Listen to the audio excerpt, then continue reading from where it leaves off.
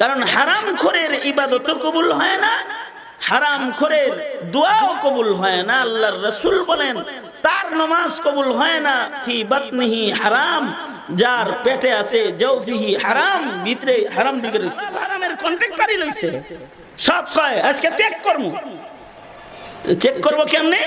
তো চার ভাই মিলা, চারজনে বন্ধু মিলা পরামর্শ করতেছে। আমার কাছে কয় টাকা আছে? কয় 40 টাকা। কয় তাই তুই যা, তোর বাপের পকেট থেকে কিছু চুরি করে লয়ে আয়। ও বাপের পকেট থেকে 15 টাকা চুরি করছে।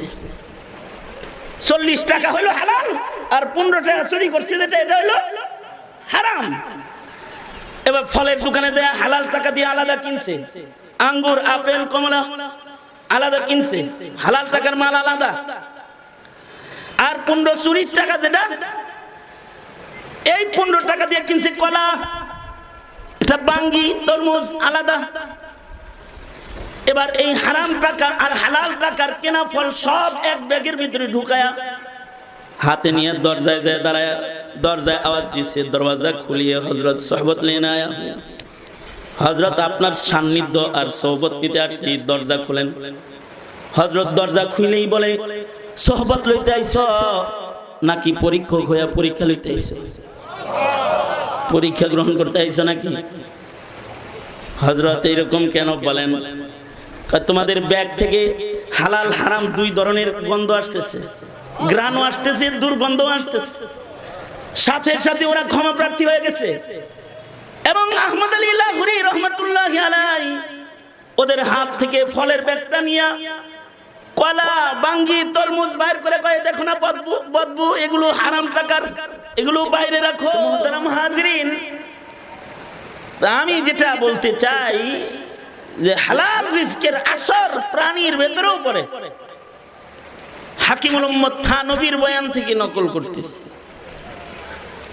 আর হালাল খাদ্যের আসর প্রাণীর উপরেও পড়ে।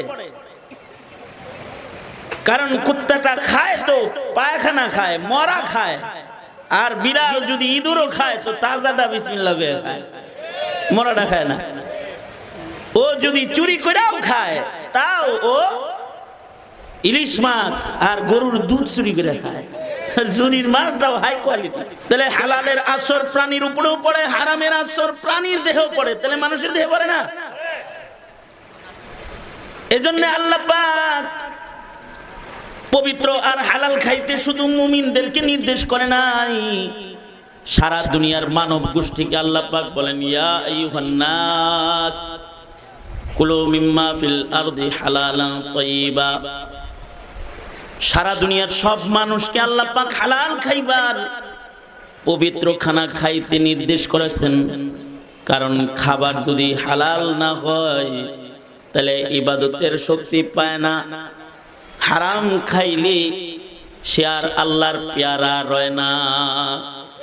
কারণ হারামখোরের ইবাদত কবুল হয় না, হারামখোরের দোয়াও কবুল হয় না। আল্লাহর রাসূল বলেন তার নামাজ কবুল হয় না। ফি বাতনিহি হারাম, যার পেটে আছে জাওফিহি হারাম, ভিতরে হারাম দিকে রইছে, নামাজ কবুল হয় না।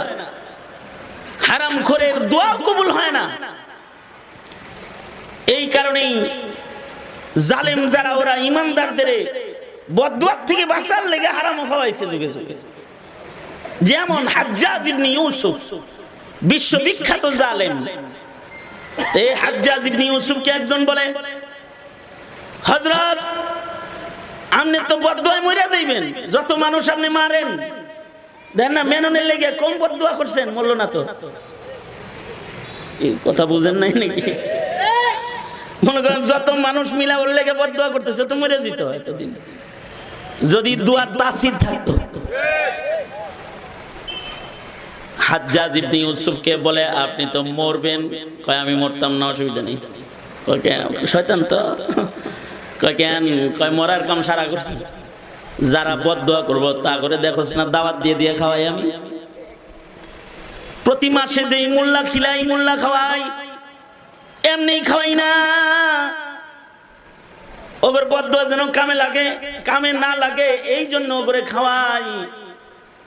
কয় কি খাওয়াই জানো? চুরির মাল খাওয়াই।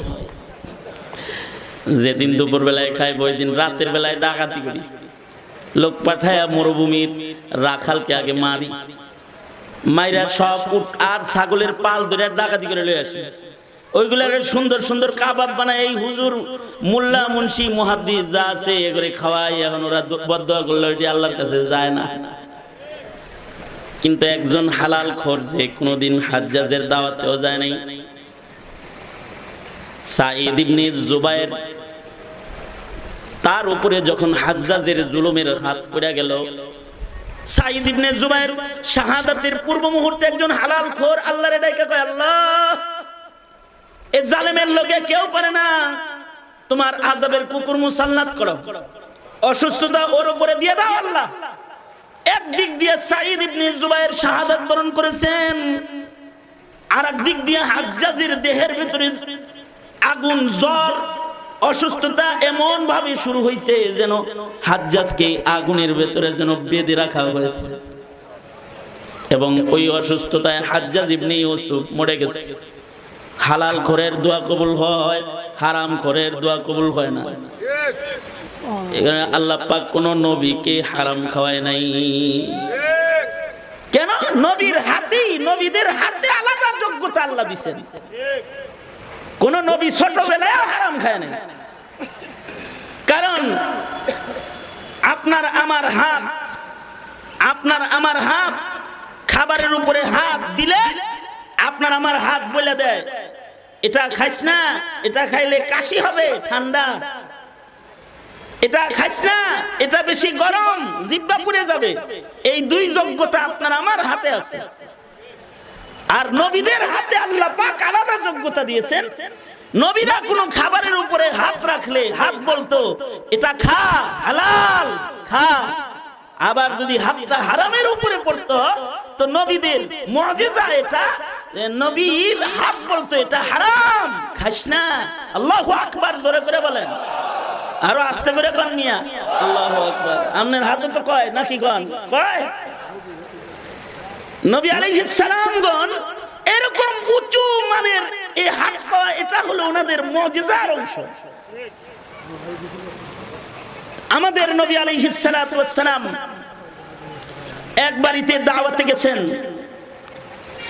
ওই বাড়িতে আল্লাহর রাসূলের সামনে গোশত পেশ করা হয়েছে, ছাগলের ভুনা গোশত। আল্লাহর নবী গোশতের উপরে হাত রাখছেন। নবী আলাইহিস সালাতু ওয়াস সালাম গোশতের উপরে হাত রেখে আল্লাহর রাসূল গোশতের এই ভাণ্ডটাকে সরায় দিয়ে বলে, এগুলো কয়েদিদেরকে খাওয়ায় দাও। যে মহিলার বাড়িতে নবী দাওয়াত খাইতেছেন, নবী সব সময় নবী আলাইহিস সালাম ওই বাড়িতে দাওয়াত খান, কিন্তু আজকে এই মহিলার এই রান্না খাচ্ছেন না। জিজ্ঞাসা করা হয়েছে কি ব্যাপার, খাবারের এই গোশতের ভেতরে কি কোনো সমস্যা আছে? মহিলাটা বলে, বাড়িতে ছাগল নাই, নবীজি খাবেন খবর দিছেন। পাশের বাড়ি এর পরিচিতা বান্ধবীর বাড়িতে গেছে, আর যা দেখে এই মহিলাও ঘরে নাই, সে পাহাড়ে গেছে। তো এই নিয়ত করে পাশের বাড়ির থেকে ছাগল একটা এনে জবাই করছে, যে বাড়ি আসলে যা চায় তার চাইতে সুন্দর মূল্য পরিশোধ করে দিবে।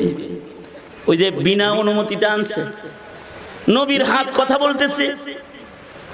আমাদের বুজুর্গদের কারামত ছিল, আমাদের বুজুর্গরাও হালাল হারাম দেখতেন। কেউ কেউ যাদেরকে আল্লাহ পাক ওসিউন নজর দান করেছেন, তারা হালাল খাবারের দিকে তাকাইলে বুঝতে পেতেন এটা হালাল, হারামের দিকে তাকাইলে বুঝতে পেতেন এটা হারাম। যেমন ইমামে আজম আবু হানিফা রাহমাতুল্লাহি আলাইহি, ইমাম আবু ইউসুফের বাড়িতে দাওয়াতে গেছেন। তো ওনার সামনে খাবার পেশ করা হয়েছে, উনি 4 জনের খানা একাই খেয়েছেন। তা আবু ইউসুফের মেয়ে জিজ্ঞাসা করে, দাদা পেটে জায়গা না রেখে এইভাবে করে খেলেন কেন? এত খানা খাইলেন, খেলাবে সুন্নত কাম। ইমামে আজম আবু হানিফা রাহমাতুল্লাহি আলাইহি বলেন, তোমার রান্না করা খাবার, তোমার বাবার হালাল কামাই যখন আমার সামনে রাখা হয়েছে, আমি খাবারের দিকে তাকায় দেখি ওর উপরে সকিনা বর্ষণ হইতেছে। হালাল খাইলে পরে ইবাদতের শক্তি হয়, তাই 4 জনের খানা একা খেয়ে ফেলেছি। হালাল খানার উপরে রহমত বর্ষণ হয় দেখতেন। আমাদের পূর্বপুরুষ এমনও বুজুর্গ গেছেন যারা খাবারের গ্রাম শুনলে বুঝতেন এটা হালাল এটা হারাম। যেমন আহমদ আলী লাহোরী রহমতুল্লাহ আলাইহি নামে এক বুজুর্গ ছিলেন, যিনি রাস্তা দিয়ে হেঁটে গেলে রান্না হলে বলে দিতেন এ বাড়িতে হারাম রান্না হইতেছে, বলে দিতে পারতেন। সমসাময়িকরা তো একজন আর একজনের খালি খুশাখুশিতে খুব পটু হয়, এটা হলো সমসাময়িকদের খাসিলত থাকে। একজন আর একজনের ভুল ধরার চান্স পাইলে পারে, ভুল ধরার জন্য লুকমা জিহ্বায় সবসময় একটা লয়া থাকে, এটা হলো উপস্থিত সময়ের মানুষের আদত হয়। আহমদ আলী লাহোরী যখন এরকম হালাল হারাম বলে, তো হাম আসার যারা আছে এরা 4 জনে কয় হালাল হারামের কন্ট্রাক্টরই লইছে, সব কয় আজকে চেক করব। চেক করব কেমনে? তো 4 ভাই মিলা 4 জনে বন্ধু মিলা পরামর্শ করতেছে, আমাদের কাছে কয় টাকা আছে? কয় 40 টাকা। কয় তুই যা তোর বাপের পকেট থেকে কিছু চুরি করে লয়ে আয়। তো ও বাপের পকেট থেকে 15 টাকা চুরি করছে। 40 টাকা হলো হালাল আর 15 টাকা চুরি করছে, যেটা এটা হলো হারাম। এবার ফলের দোকানে যায় হালাল টাকা দিয়ে আলাদা কিনছে, আঙ্গুর আপেল কমলা আলাদা কিনছে, হালাল টাকার মাল আলাদা। আর 15 চুরির টাকা যেটা, এই 15 টাকা দিয়ে কিনছে কলা, এটা বাঙ্গি তরমুজ আলাদা। এবার এই হারাম টাকা আর হালাল টাকার কেনা ফল সব এক ব্যাগের ভিতরে ঢুকায়া হাতে নিয়ে দরজায় যায় দাঁড়ায়, দরজায় আওয়াজ দিচ্ছে, দরওয়াজা খুলিয়ে হযরত সোহবত লেনা আয়া। হযরত আপনার সান্নিধ্য আর সোহবত নিতে আসছি, দরজা খুলেন। হযরত দরজা খুলেই বলে, সোহবত লইতে আইছো নাকি পরীক্ষক হইয়া পরীক্ষা লইতে আইছো? পরীক্ষা গ্রহণ করতে আইছো নাকি? হযরত এরকম কেন বলেন? তোমাদের ব্যাগ থেকে হালাল হারাম 2 ধরনের গন্ধ আসতেছে, গ্রানও আসতেছে, দুর্গন্ধ আসতেছে। সাথে সাথে ওরা ক্ষমা প্রার্থী হয়ে গেছে। এবং আহমদ আলী লাহোরী রহমতুল্লাহ আলাইহি ওদের হাত থেকে ফলের ব্যাগটা নিয়ে কলা বাঙ্গি তরমুজ বাইর করে কয়ে, দেখো না বদবু, এগুলো হারাম টাকার, এগুলো বাইরে রাখো, আর যেগুলো হালাল টাকা দিয়ে কিনছো এগুলো আমার ঘরে নাও, আসো। ভেতরে ঢুইকে ওরা সবাই হযরতের কাছে হামাসার কিন্তু বন্ধুর কাছে মুরিদ হয়ে গেছে। বসিরত ওয়াসিউন নজর, এই যে হাল, এটা আমাদের বুজুর্গদের কারোর হয়, কিন্তু আমভাবে সব মানুষ তো আর হালাল হারাম গ্রান পায় না,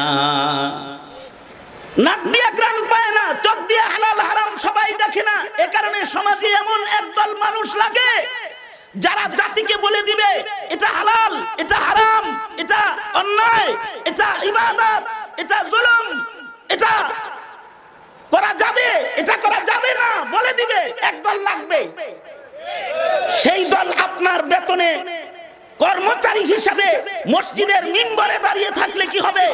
মাঝে মাঝে আপনার গাত্রদাহ শুরু হয়, মোল্লা বেতন দেই আমি, আর নিষেধ আর আদেশের কথা কয়, বলবে না তো কি করবে? নবী আর আসবে না, নবী আর আসবে না।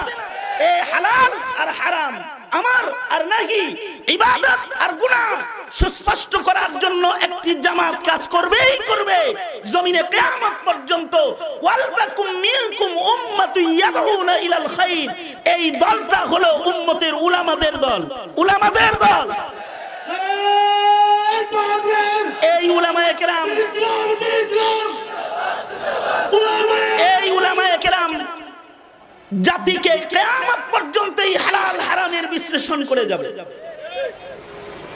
আজকাল সুদের ওয়াজ শুরু করলে তো মুসল্লিরা নারাজ হয়, কারণ অনেক হাজী সাহেব আছে সুদ খায়, অনেক নেককার আছে ঘুষ খায়, নেককার কিন্তু ঘুষ খায়।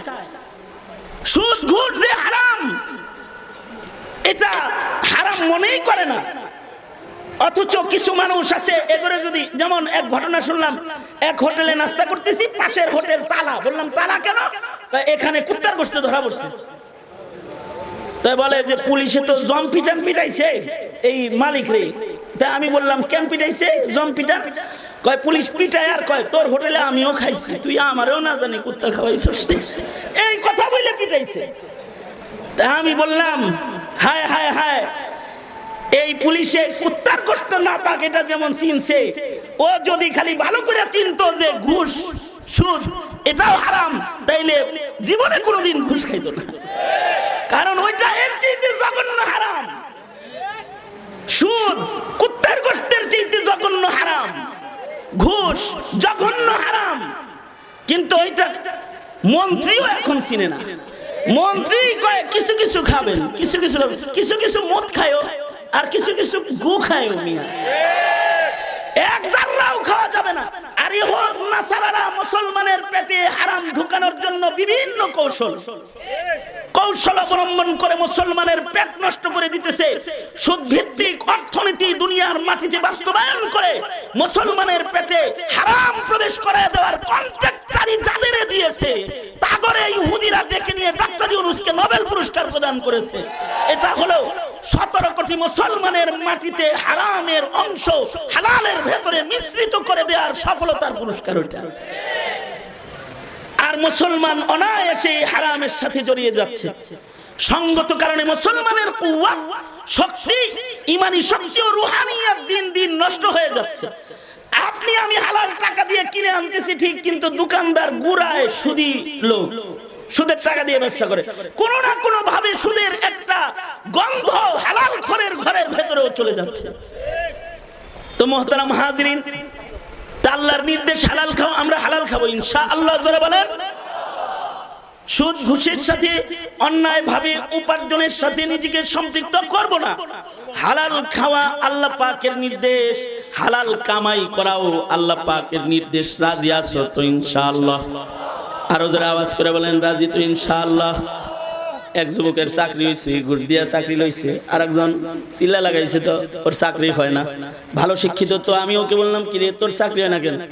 তোর পাশে কত লোকের চাকরি হয়? হুজুর ওরা ঘুষ দিয়া চাকরি নিছে, আমার যদি ভিক্ষা করেও খাওয়া লাগে আমি ঘুষ দিয়া চাকরি নিব না।